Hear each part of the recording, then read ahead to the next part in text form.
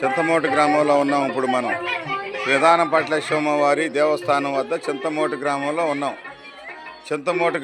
ఉన్నాం. ఇప్పుడు మన శ్రీ నిదానపట్ల స్వామివారి గుట్ట వద్ద.